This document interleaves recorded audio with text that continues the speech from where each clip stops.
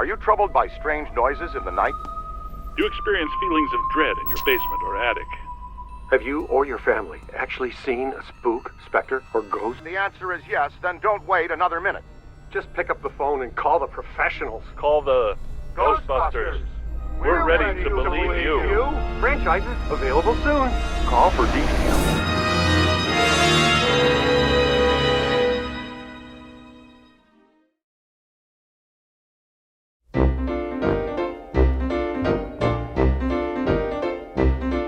In the summer of 1984, the comedy about 4 paranormal exterminators made its way to theaters. That movie was Ghostbusters, and upon release, it became a smash hit.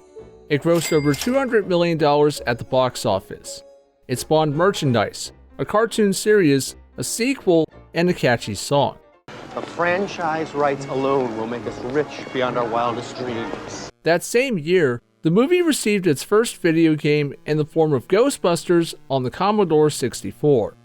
Produced by Activision co-founder David Crane, the game had players manage the Ghostbusters business by catching ghosts and using the money to invest in new gear.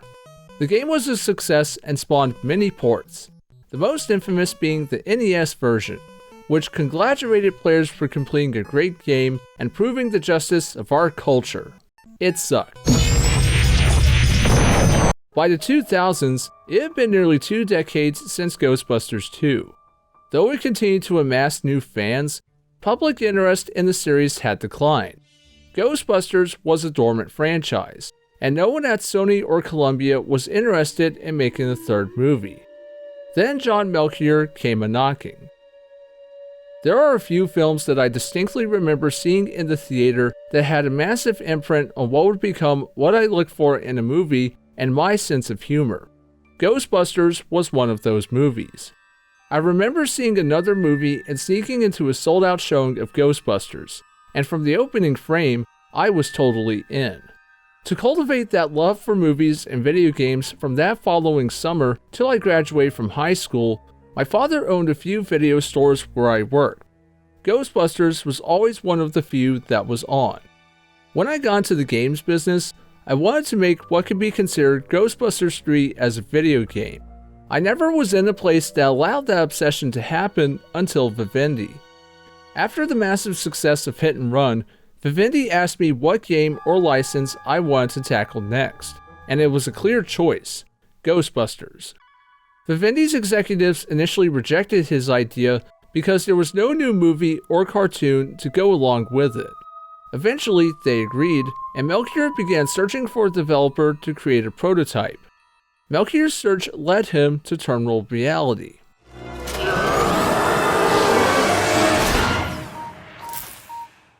We talked to many studios, but we consistently felt that their tech was lacking or that they didn't get the action comedy tone that the IP required.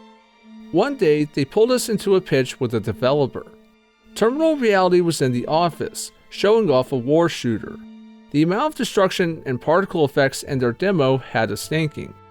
I remember Pete and I stepping out, huddling about whether they could pull it off. They were great guys with a strong team and were hungry to prove themselves. We went back in and talked to them about the project, and they were stunned, to say the least. Terminal Reality took the physics engine from their shooter and used it to create their Ghostbusters pitch, nicknamed the 13th Floor. The 13th Floor was a recreation of the Slimer scene from the first film and featured several in-jokes poking fun at Vivendi and Sony execs. This pitch got Terminal Reality the gig. If I'm not mistaken, one of the reasons why we got it was because of the way we did the proton beam effect. We tried really hard to get that as screen accurate as possible. That and the capturing effect for catching a ghost is what they liked the most. Those were the two things they liked the most because they didn't think it was possible to recreate something like that in real time. Hey you're up, buddy. Training will be on the job tonight. Try not to destroy too many Manhattan landmarks.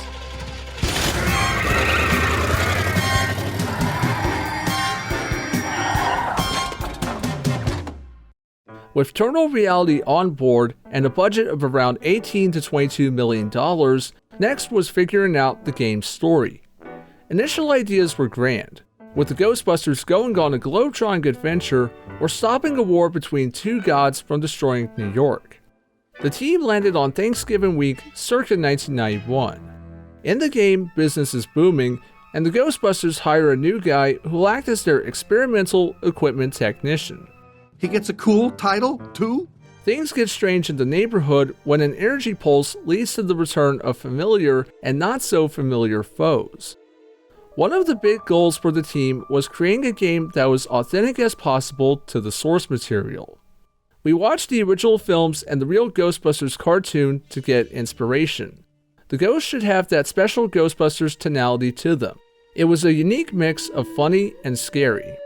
As lead character artist, Jesse Sosa's responsibilities included concept work, character modeling, and making sure the concept team was staying on top of the workload.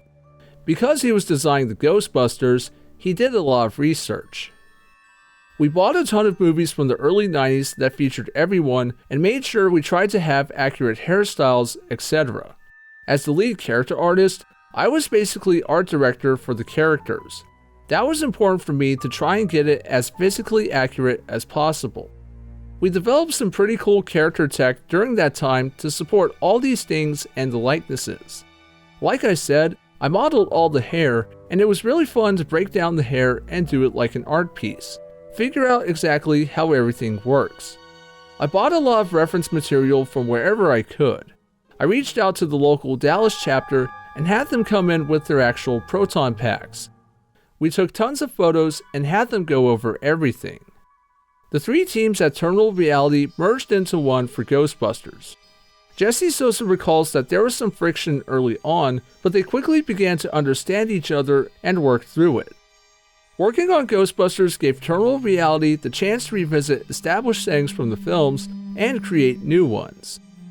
NYC was the main inspiration for the levels overall. The city is the heart of the movie, and we wanted to make sure we had that iconic connection with the environments in the game. At some point, the idea came up that a Ghost World version of the locations would be a fun idea with a ton of gameplay potential. Instead of just a regular library level, our heroes would transcend into the Twisted Stacks, a library built of fantastic proportions with otherworldly mechanics. These types of areas related to NYC but allow the team to push the set pieces into fantastic playgrounds where the impossible became the mundane. John Abirin joined the project as a level designer, mainly working on the levels after the library. The first level I worked on was a return to the Sedgwick, so I wanted to make sure my level felt unique from the Slimer experience from earlier. Luckily, this revisit of the hotel also served as a lead up to a boss fight level I worked on later, so it meant a lot of theming changes and scare moments to serve to the player leading up to the fight. Even though most of the big mechanics were locked down when I came on board, there was always tweaking and scripting that had to happen in every level that did not rely on the game system mechanics. Terminal Reality worked to make sure zapping and trapping ghosts was satisfying, and to create new gear that made sense within the context of the movies. To do this, the team consulted with Dan Aykroyd, who took weapon types and reimagined them as ghost-busting gear. Dan asked, "Give me the classes for what a shooter is, and I will come up with weapon classes for Ghostbusters." We sat with him, and Harold helped name them. When do you have the time to work on all this stuff, Egon? I've been conducting an experiment in which I sleep an average 14 minutes a day. Leaves me a lot of time to work. For those who worked at Terminal Reality, there were a lot of highlights to the project. Obviously, working on a Ghostbusters game with the originals involved was a big one, but for the people I spoke to, each had their own personal highlights. One specific high point was defining the way the Cult of Gozer worked. It was largely a mystery in the movie, but we were tasked with bringing their story to life visually and narratively. In particular, I enjoyed concepting Ivo Shandor himself. I worked out a few shots of him and how he looked. I was especially happy to see how the Afterlife movie Shandor echoed those concepts. It felt so great to be part of that world. Many ups and downs. It was great as a first-time job in the industry, and getting to work on a property as big as Ghostbusters came with a lot of perks. We had theme parties, Ernie Hudson made an appearance in the studio while recording lines, and everyone was super passionate about the project. For me, it was getting the uniforms as accurate as possible. If you look at it, everyone has a different collar because in the movie, everyone kinda has a different collar. Egon's is always flipped up, Dan Aykroyd's was the most uniform one, and then Bill Murray's was always kinda messy. The firehouse was a lot of fun to do. I put in so many Easter eggs in there. It was real fun to be able to do visual storytelling without putting in many things. We had several meetings where we were like, what can we get for unlockables? I see the evil of the times to come. The glove won't fit. As Eternal Reality worked away on their Ghostbusters game, an up-and-coming studio in Slovenia was making their own, even though their publisher didn't have permission to. Founded in 2002, Zoofly was a fledgling studio trying to make a name for themselves. According to co-founder Boston Troa, they had developed a partnership with Codemasters and were working with them on and off when in 2006, Codemasters claimed they had gotten the rights to Ghostbusters. At some point, they approached us and said they'd secured the Ghostbusters IP from Sony, so they asked us if we'd develop a vertical slice for the Sony people to see and greenlight the development, and we did. Using an engine they built from scratch, they began work on a vertical slice featuring third-person shooting and driving. Under the working title of Ghostbusters Infinite Darkness, gamers could play as one of the 4 Ghostbusters, not a recruit like in Terminal Reality's version. Featuring oversized proton packs, sentient buildings, and an apocalyptic tone, Zoofly's take was going to be darker, more intense. This may have been a work in progress, but it showed promise. The script we developed was on the dark side, as was en vogue back then. The story would follow the heroes as they battle the ghost in NYC, replaying some of the key set pieces from the movies. Environments were going to be fully destructible, with the catch being any property damage deducted experience earned from catching ghosts. Driving was going to be a big part of the game, with the player getting to drive the Ectomobile through the streets of New York. Boston says they created a new Ectomobile with the hopes of landing a product placement deal with Chrysler. As for if the original cast was going to be involved, Boston says the plan was to use sound-alikes. In a clip featuring Peter Venkman, dialogue from Ghostbusters 2 is used as a placeholder. I think what I'm saying is that sometimes shit happens, someone has to deal with it, and who are you gonna call? Work on Ghostbusters Infinite Darkness continued for 4 to 5 months until Codemasters pulled the plug. Turns out Codemasters had lied to Zoofly about having the rights. Unfortunately, Codemasters hadn't secured the IP and essentially lied to us, hoping that with a vertical slice they'd be able to secure it. They hadn't, and we were left high and dry with considerable time and money invested into the development of the engine, the assets, and the game. Mother puss bucket. Zoofly moved on to other projects following the Ghostbusters fallout. Some time passed, and Boston decided to upload clips from one of their projects in development to test YouTube's compression system. He chose instead to upload a few clips from their scrapped Ghostbusters project. These clips got fans excited, and Terminal Reality Vivendi exchanging nervous glances. We woke up to the news that it hit everywhere and the reaction it got. I remember Vivendi execs were very concerned about it, and we spoke to Sony, who were also surprised by it being leaked. They assured Dan and us it would be dealt with. However, the fans again showed how big this game could be and helped our budget and forecast conversations in the long run. Sony retaliated with legal action and the clips were taken down. Brash Entertainment approached them shortly thereafter about making a game based on Prison Break, which they agreed to. This agreement nearly nipped them in the bud, as Zoofly sued Brash for nearly $750,000 in unpaid work. Zoofly continued to operate until 2013, when it was bought out and merged with Interblock. Boston Troa left Zoofly shortly after the merger and left the gaming industry altogether. Today, he runs a business consultancy. Zoofly's Ghostbusters became an urban legend.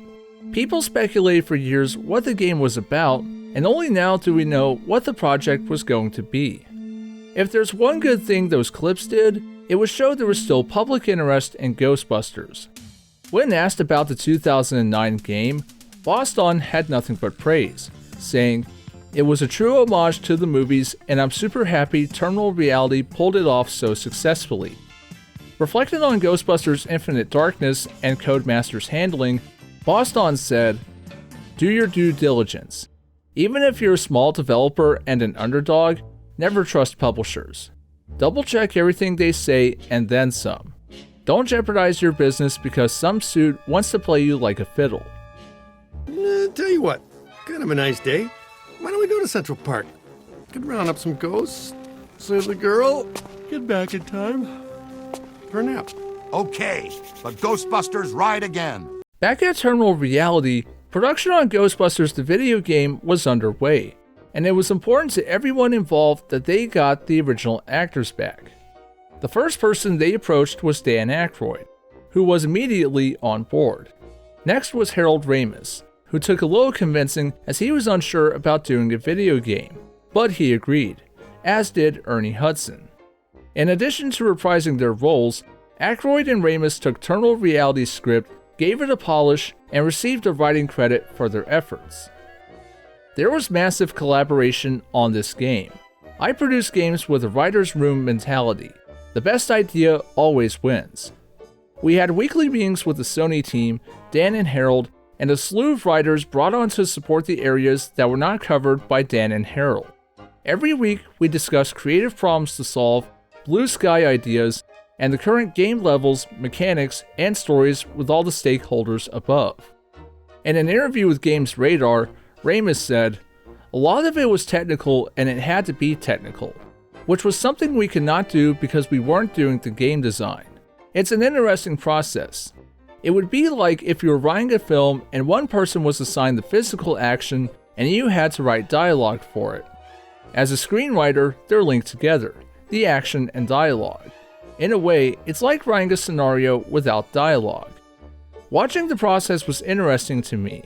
I learned something, although I don't know if it's something I can actually apply."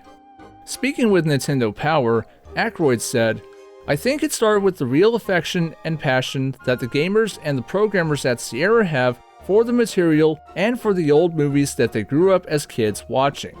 They really nailed what essentially could be taken as the third movie. I just thought what they did was really outstanding.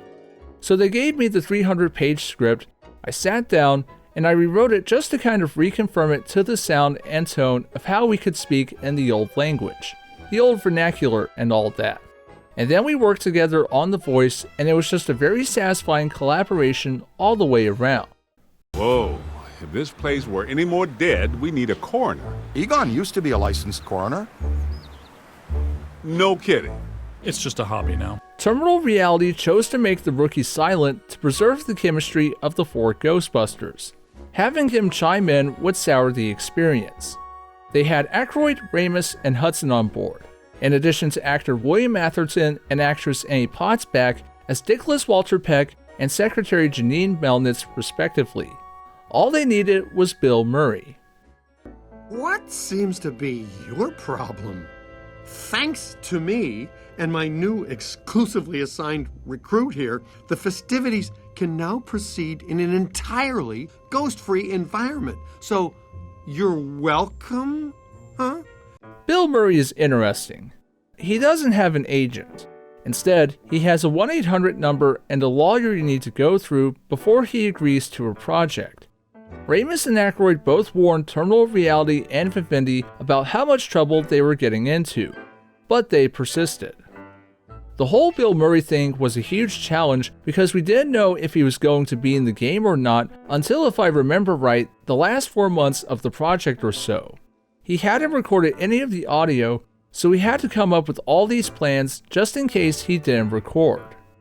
I remember in true Bill Murray fashion, he only gave one reading and didn't even complete all of the lines we had for him.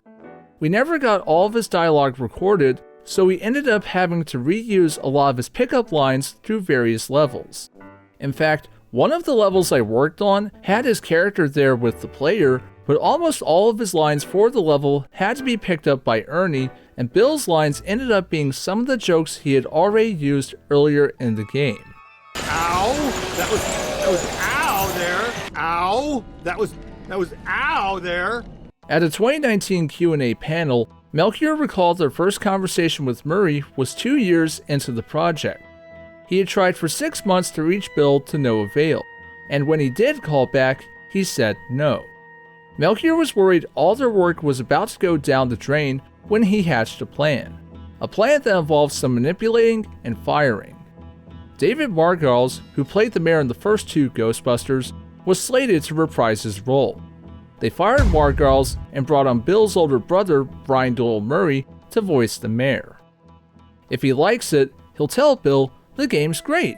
We did that, we brought him in, he loved the character, we walked him through the storyline, and as he was leaving, he stopped and asked, 'Do you do this for every bit part? Or did you do this so I would go tell Bill it's a great game and he should do it?' And we were like, 'Yeah, we did.' The plan paid off as Bill agreed. But this victory came with a huge caveat. When they finally got Bill into the recording booth, he ended up only recording half of his scripted dialogue and was out 2 days later. For context, Ray has over 2,100 lines of dialogue, Egon has about 1,300, Winston has 1,200, while Venkman only has 450. Fortunately, Aykroyd, Ramis, and Hudson all agreed to come in and plug the holes left by Murray's departure. As for David Margolis, he wasn't happy. Melchior said they offered him a different role, but he declined. You're real heroes. Kind of routine. As usual, I led the charge. We're fired heroes. Peck's gonna pull our license. Ghostbusters the video game was publicly revealed in late 2007 via an exclusive Game Informer cover story. With Ghostbusters announced, the hype train had left the station. Production went smooth until mid-2008, when Activision closed the deal on their Vivendi Sierra buyout.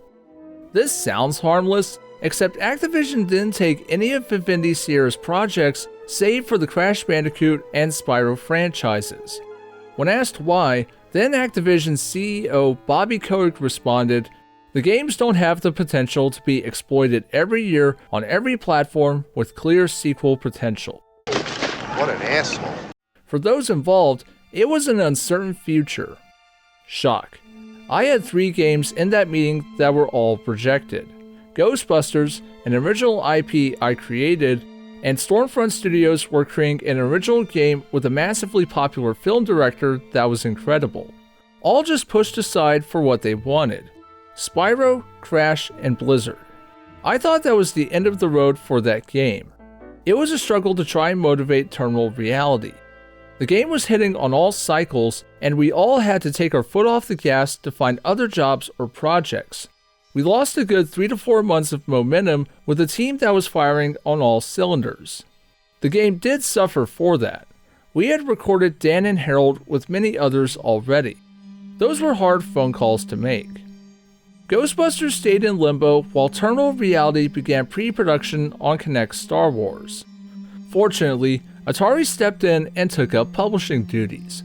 Melchior, despite being laid off from Vivendi, continued to work on Ghostbusters and ensure it released. They were great, but they had a budget to spend on the remaining development of the game, and they stuck to it mostly, and we had some scope and tough decisions to make. I think they did a good job taking over the game, but it added a lot of chefs to the mix. We were uncertain, but they did a good job in reassuring us we're going to find a partner to help us ship it, and when Atari came on, they were like, "Don't worry, this is our top priority." We were all young, so maybe we weren't as worried because we thought we were invincible. But I don't remember it disrupting anything. I just remembered we kept on working and kept making the game. Times Square post-urban renewal. All shiny and clean. I love it. Personally, I miss the bars, adult shops, and bookstores. Where has our history gone? New Jersey. I gotta go over there. As with all games, Ghostbusters went through several ideas, some of which nearly made it, but ultimately ended up on the cutting room floor. The most famous of these omissions was the Thanksgiving Day parade level. After discovering an underground tunnel network beneath the museum, the Ghostbusters make their way to the surface and end up in the middle of the parade. Ghost World is much more festive than you guys described. Peter, it's the Thanksgiving Day parade. I completely forgot what day it was. So, have we crossed over or no? Or we did, and then crossed back. All right, that shrug I saw. Only one way to find out. Looks like the parade is stopped. Black Slime gets onto the Thanksgiving float Blinkers the Science Pup, where he then proceeds to wreak havoc. The Ghostbusters stop Blinkers and several ghosts spawning from the Black Slime. During their trek, they detour by Ray's bookstore from Ghostbusters 2. We've been so busy lately, I haven't had time to do much housekeeping. Yeah, well, I like to see us all up there like that. Makes me feel good. This level would have showcased Terminal Reality's crowd tech, which was developed by Jesse Sosa. The tech allowed up to 5,000 NPCs on screen who all reacted differently depending on if ghosts were attacking or not. The Thanksgiving level being scrapped disappointed Jesse, as the crowd tech was his baby. According to comments I found online, the level's content was 90% complete, but gameplay only 20%. The Thanksgiving level was canned so they could polish the rest of the game. Care to tell me why my library, museum, and parade are all going down the toilet? Contrary to popular belief, Sigourney Weaver was not approached about reprising Dana Barrett. Melchior explained in a Playboy article that it was something they debated about but decided to move on from.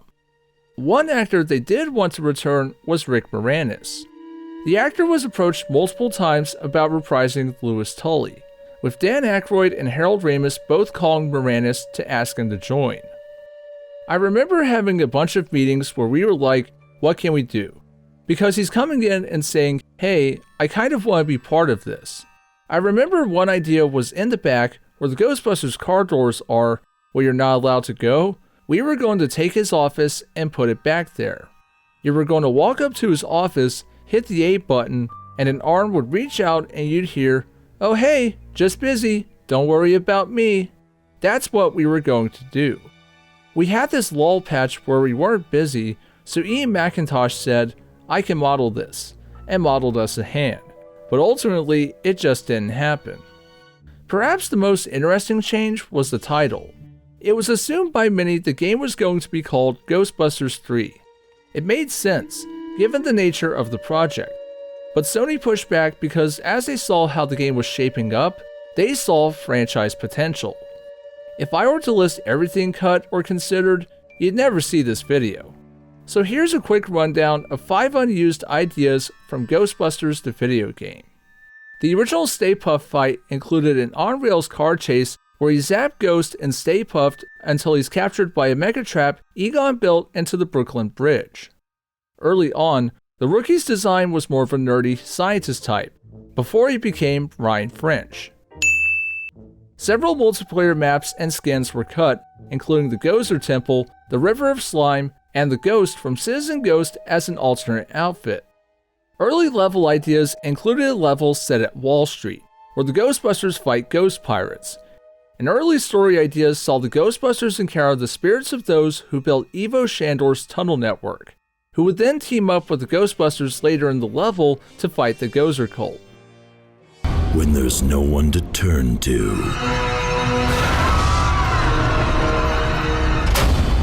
who are you gonna call? Ghostbusters, Tom? No, Diane, their insurance company. Initially slated for fall 2008, Ghostbusters the video game released on June 16, 2009 for all consoles in North America. Europe only got it on PS3 and PS2, with the Xbox 360 and Wii versions releasing months later. This was part of an exclusivity deal Atari had signed with Sony. It had been 3 years since development began, but the effort was worth it. Ghostbusters the video game received solid reviews and went on to sell 3 million units. Critics praised the game for how faithful and fun it was, though some took issue with some of its design choices. Terminal Reality and John Melchior were relieved their work had paid off. I was very happy that people liked it. but I always thought back to those months when we lost momentum and what could have been. I'm very proud of this game and how people have reacted to it over the years, even getting a remaster. We were pretty happy, and I think it wasn't we were surprised, we were relieved, because we were looking at it like, well, we're enjoying this, but what if the public doesn't? We were very humbled and happy with how it was received. A huge majority of the team went out to E3 that year because they were doing a big Ghostbusters thing there, and we were all excited because we were like, yeah, we're the Ghostbusters team. Hey, anybody see a ghost? It was a little bit surprising to see the reviews not be favorable at the time. We knew the shortcomings of the game, and the reviewers definitely hit on those.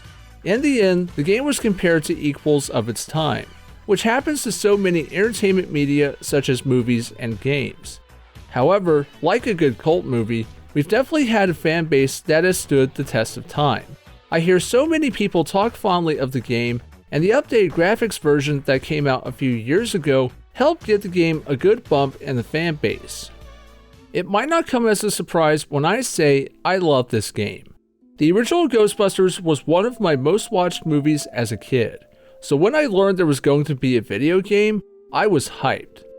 Terminal Reality's Ghostbusters is a fantastic love letter. It looks like Ghostbusters, it sounds like Ghostbusters, and more importantly, it's an enjoyable game. Not since Luigi's Mansion has busting Ghost felt so good. There's a steady sense of progression as you go from learning the ropes to trapping Ghost without breaking a sweat. The new equipment is fun and feels like stuff Egon developed. That said, nothing beats the tried and true Proton Stream. The amount of detail crammed into the game is insane. The firehouse is loaded with Easter eggs to the greater Ghostbusters lore, and I love exploring every nook and cranny to see what nods are tucked away. Where I think the game shines is the plot. It has just enough nostalgia to tickle your neutrona wand, but not to the point it's a sticky slime fest. The first half plays like the Ghostbusters' greatest hits as you recapture Slimer and face off against the Grey Lady. Then it pulls the fabric from under the table as the game delves into the metaphysical side of things. You explore the ghost world and learn more about Ivo Shandor's history. Terminal Reality nailed the writing and comedic timing. It feels like a proper Ghostbusters adventure, albeit a video game one. Nice going. You might really be the right person for this job. Though time has been kind to the game, some parts haven't aged well. The gameplay is solid, but the enemy variety is lacking. It starts strong, but hits a lull as you spend a good chunk of the midsection finding possessed objects and barely busting ghosts. The AI is passable, but during the more intense encounters, it feels like you're babysitting the Ghostbusters as they get their asses kicked left and right. That mutant Stromboli snuck up on me. God, funked the fire again. Then there's the voice acting. While it's bittersweet knowing this was the last time the original actors worked together, Bill Murray's performance sticks out like Slimer's stench. His performance flip-flops between mildly invested to sounding like he's practicing mumblecore. It says something when his performance in Garfield was more involved than this. All the other performances are great, whether it's Ray's enthusiasm for the paranormal, Egon's level-headedness in the face of danger, or Winston supporting the rookie any chance he gets. Call it fate, call it karma, call it luck, but Ghostbusters the video game is an instance of the right people at the right time coming together to make something that for years seemed like an impossibility. While we've had several Ghostbusters games since, none have matched the level of quality and care put into the 2009 title. To quote a wise man, We came. We saw. We kicked its ass. You killed my dessert! When we come back, we'll dive into the making of the stylized version of Ghostbusters the video game.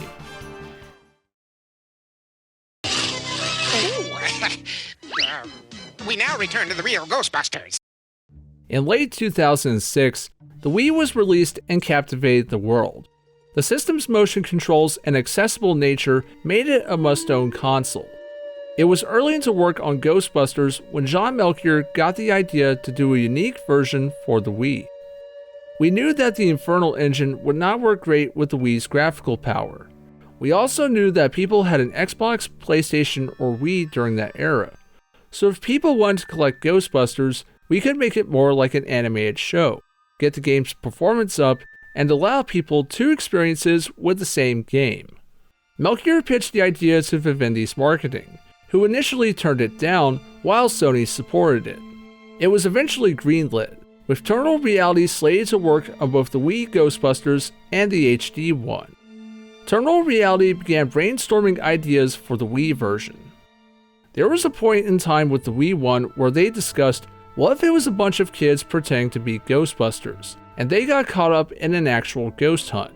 The Wii was viewed as more for kids, so they were trying to figure this out, and I did some concepts for what it would be like for kids to use their imagination to be Ghostbusters. Because of the workload Terminal Reality had, the Wii project was shopped around before it ended up at the Austin-based Redfly Studio. Founded in 2006, Redfly Studio focused on creating games tailored to the Wii's hardware. Work had started on Mushroom Men when they were offered Ghostbusters. There were 2 projects going on at Redfly at the time, Ghostbusters and the Mushroom Men game. They were already staffed up and had a lead on Mushroom Men, so Ghostbusters was the opening I slotted into.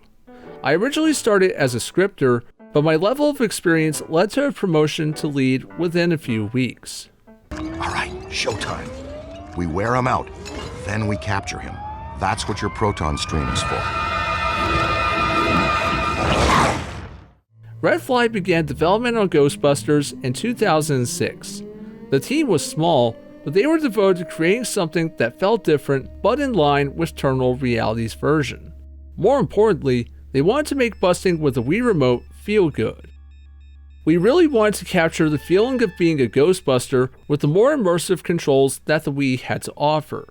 This meant a lot of trial and error trying to map those expectations with what the motion controls could really accomplish. We also had to accommodate 2 players in a room swinging those remotes around. There were a lot of expectations from players and financial stakeholders about what the Wii Remote could do, but it was a pretty blunt instrument before they added the Motion Plus.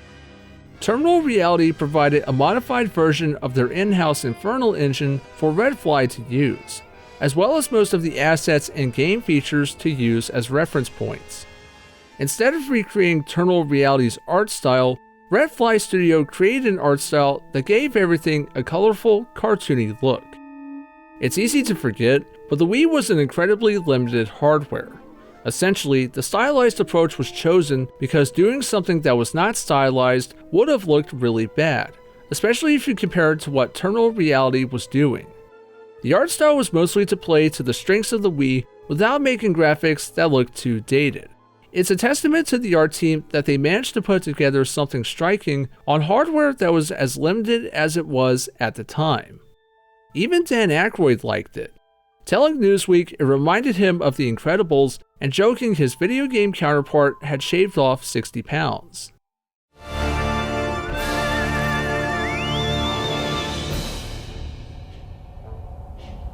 Okay, that's it! That's it! It's it! It's over! That's the last straw. I should have shuttered you fraudulent gangsters forever when I had the chance. You know what? I'm going to put an end to this madness now. Because this was a small team, funding was hard to come by, especially since most of Redfly's resources were being put towards Mushroom Men. Lead character artist Bill Daly remembers the 2 biggest challenges were meeting deadlines and asking for extra funding. Not helped that said extra funding was only earned by hitting development milestones. Who is going to pay for all of this? As far as cut content goes, the biggest omission was a series of competitive multiplayer modes the team prototyped during development. The only information I was able to find about the modes was through an old IGN Australia article. Multiplayer included modes where players competed to capture the most ghosts, a King of the Hill mode where players defended control points from attacking ghosts, and a PvE option that pitted Ghostbusters against Ghost, with both sides having unique perks and abilities. The multiplayer was scrapped, but split-screen co-op was kept for the final game. Rated E10 for ages 10 and up. Join in Ghostbusters, the video game, for an all-new adventure where it's your time to slime. Give it to him! Watch it! He's back again? Kid, light him up!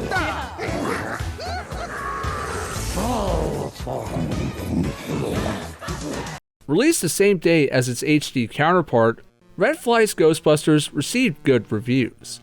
Critics liked how the game utilized the Wii's hardware to create a version that didn't feel like a half-baked port. I was pleasantly surprised by the positive vibes, having worked on licensed games prior to that weren't very well received.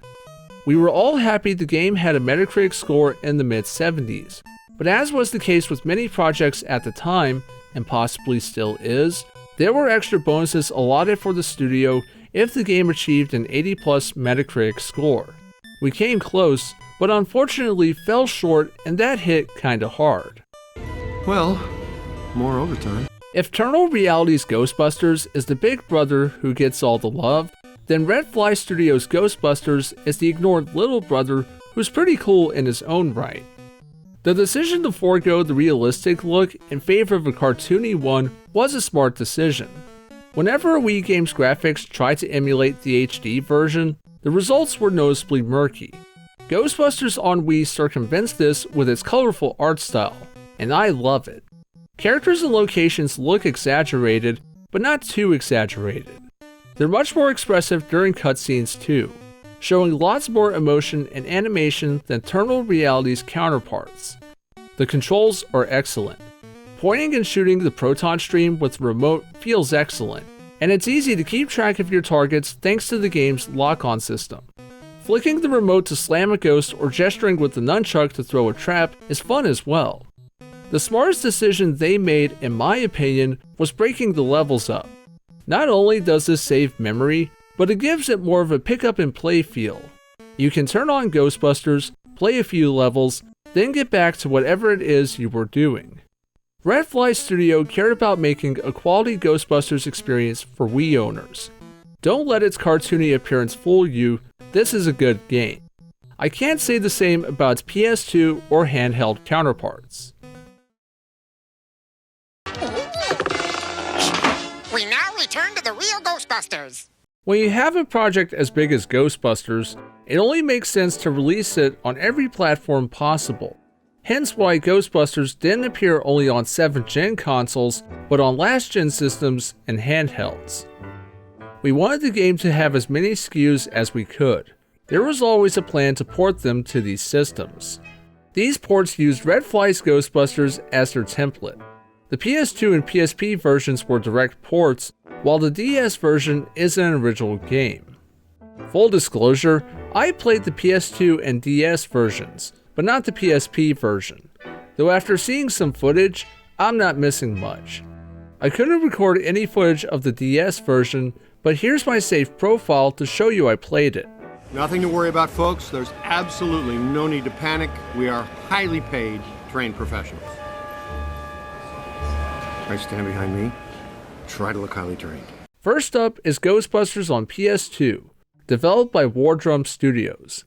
Never heard of them? That's because you might know them better as Grove Street Games, aka the team behind the half-assed GTA Trilogy Definitive Edition. Now, the PS2 port of Ghostbusters is nowhere near as bad as that.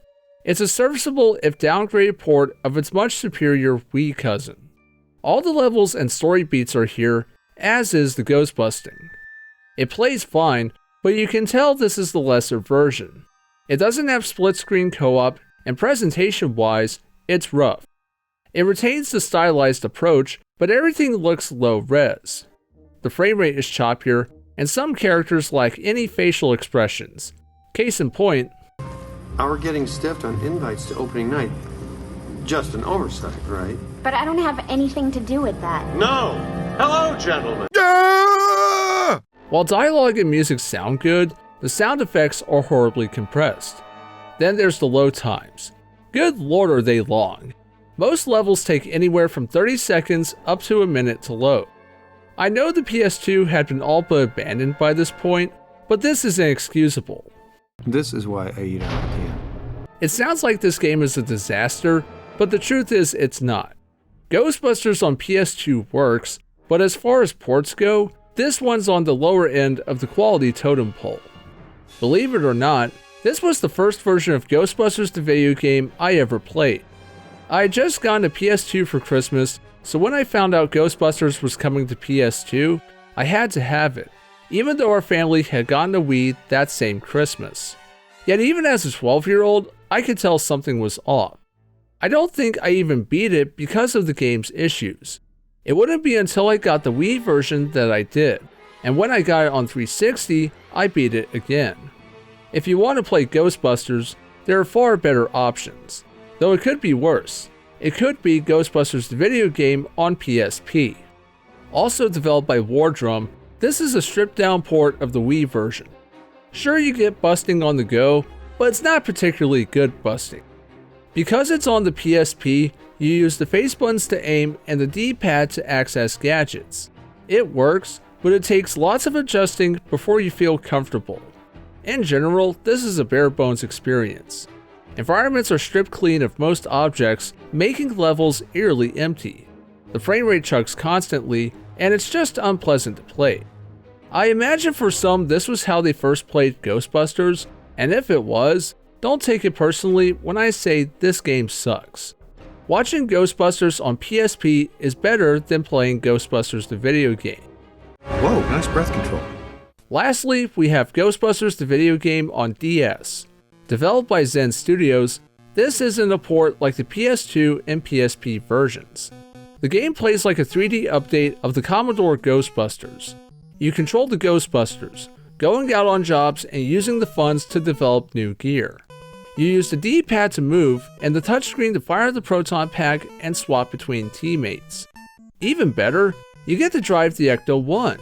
It's a little awkward as you use the D-pad to steer and accelerate, but there's something thrilling about wheeling through New York while the theme blares on. The game features light RPG elements. The Ghostbusters can earn skill points that are put towards a robust variety of character perks and upgrades. There's a risk reward to each job you take because each successful one means more cash and resources, but any jobs you decline hurt your reputation with the city. Sounds untested. Tacky and exciting. I'm in. But will it work? I'd call this game a hidden gem if it wasn't so mind-numbingly repetitive. Catching ghosts becomes an endless grind that drains the fun out of your soul. The looping music and sound effects will only make you want to drill a hole through your head. I hate to dog on the game like this because the concept is solid. It's certainly the better of the two portable Ghostbusters, but far from good. If you find it for cheap, go for it. Just be sure to Ghostbust in short bursts. Looks like things are going to be a little slow around here for a while. Which means we might be heavy by one too many Ghostbusters in New York. Because Ghostbusters the video game was a critical and commercial hit, doing a sequel made sense. Eternal Reality planned on continuing the rookie's story, following him to Chicago where he establishes a Ghostbusters franchise. I believe one of the ideas we threw around was Chicago because Chicago is supposed to be a very haunted city.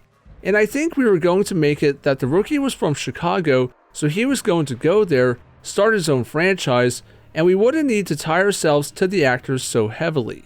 We could start building our own cast of characters, but we were going to keep Winston, which is cool that they're doing it in the new movies. But we were going to keep him as the business contact and Dan Aykroyd as the lore person, if I recall correctly. Ultimately, the project was scrapped. Eternal Reality moved on from Ghostbusters to work on Kinect Star Wars. Their next and final game was the critically panned The Walking Dead Survival Instinct. In December 2013, Eternal Reality shut down. We now return to the real Ghostbusters. Following Ghostbusters' release, talks of a new movie started growing. But the constant back and forth between Bill Murray and Dan Aykroyd prevented anything from happening. Then in 2014, Harold Ramis passed away at the age of 70. We did get a new Ghostbusters, just not the one people hoped for. A few years later, a direct sequel to Ghostbusters 2 called Ghostbusters Afterlife was announced. Shortly thereafter, eagle-eyed fans noticed the Ghostbusters remaster rated in Taiwan. sparking speculation the 2009 game was getting remastered. Such speculation proved true, as on May 30th, 2019, Ghostbusters the video game remastered was revealed, but it almost didn't happen. In an interview with VentureBeat, Saber VP Matt McKnight says the project came about from conversations he had with his best friend, former Vivendi producer John Melchior. John Melchior, who was the original producer on the game, is a close friend of mine. We were always talking about the game and trying to bring it back, but it's more than just love for the game. It sold over 3 million units. It never really released in Europe. Certainly on Xbox 360, it had a limited release. It never released in Japan, where Ghostbusters is an iconic brand. So you start putting the pieces together and you're like, okay, I would love to see a remaster because it's a beautiful game. Saber then began tracking down who owned what. First they approached Sony, who was immediately on board. Next they asked Atari for the game's code. They had it, but they didn't have the multiplayer code, nor did Sony have the original art for the cinematics. Turns out one of the animators did have the art on a hard drive tucked away in storage. They eventually found the multiplayer code, but they couldn't figure out which one was used for the final game. They'd planned on adding multiplayer back in via an update, but the plan was scrapped because when they did find the right code, it was in poor condition. That approach rarely works with me. I'll show you why later. Ghostbusters the video game remastered is a mixed bag. Yes, it looks and plays smoother, but the whole package is underwhelming. Don't get me wrong, zapping and trapping is still great, and it's nice having the game readily available on modern day systems. But at the same time, it feels phoned in. No, wait, come back. I can understand not including multiplayer because of the state of the code, but I think they could have at least included all new interviews with the developers or an interactive museum, something extra to celebrate the game's 10th anniversary. Instead, we got a repackaged 2009 game with a shiny coat of paint and removed product placement. Ghostbusters the video game remastered is proof that busting makes you feel good, and sometimes it doesn't. It's been 15 years since Ghostbusters the video game, and the franchise is arguably more popular than ever. The new movies have brought Ghostbusters back to the forefront and introduced new generations to the property. Those who worked on the video game have gone on to work at different studios and work on bigger projects. For them, the game was an important milestone in their careers, one that was challenging but rewarding. For a first-time job in the game industry, I couldn't have asked for a better experience. It's been said several times that the game industry is a connected family and you will end up knowing someone at almost every game studio. I received a lot of experience in working with custom engines, and several of the people I worked with helped me get future jobs at other companies. Always have a good attitude and don't burn your bridges in the game industry. You never know who will help you get that next job. Personally, being able to work on a project related to one of my favorite franchises is number one. I learned a lot about doing outsourced management. We all really bonded during that project. I made some really good friends. A lot of us are still working together. There were so many good people on that team. If you go down the credits and look at their achievements and careers, some of those guys did some fantastic things.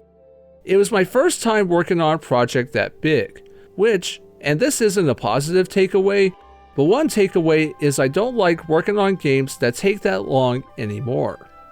I think the big thing for me was that it was my first lead role, so I learned a lot of what to do and what not to do. It's not only important to get your own head around a project, but to also be a conduit of communicating that vision to other people. It's important to not grip ideas so tightly and defensively, and be open-minded when collaborating with others.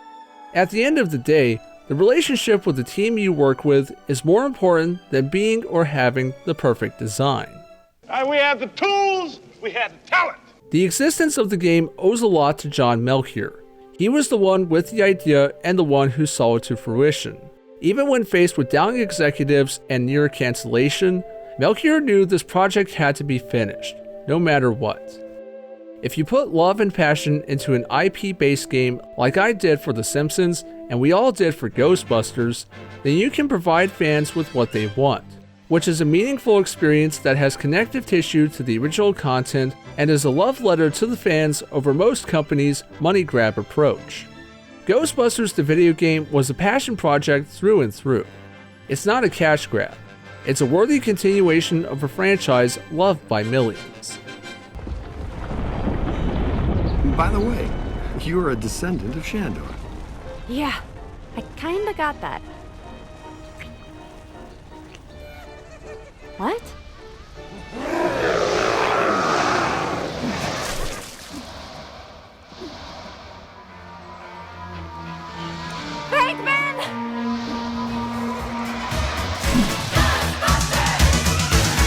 Something strange in your neighborhood. Who you gonna call? Ghostbusters!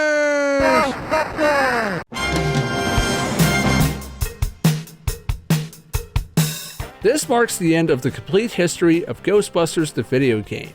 I want to give a huge thanks to everyone who agreed to be interviewed for this project. Special thanks to Boston Trua for taking the time to talk about Ghostbusters Infinite Darkness, and for providing the behind the scenes material seen in this video. Huge thanks to John Melchior for the last minute interview. I was already working on this project when he responded to my inquiry, but I knew I couldn't turn down the chance to speak with the man behind Ghostbusters the video game. Many thanks, John. This project was a result of months' work researching the game, doing interviews, etc. Given the subject, I knew I couldn't drop the ball, lest I be roasted in the depths of a slough for my mistakes. Many Shubs and Zools knew what it was to be roasted in the depths of the slough that day, I can tell you. This has been the complete history of Ghostbusters the video game. Thank you for watching.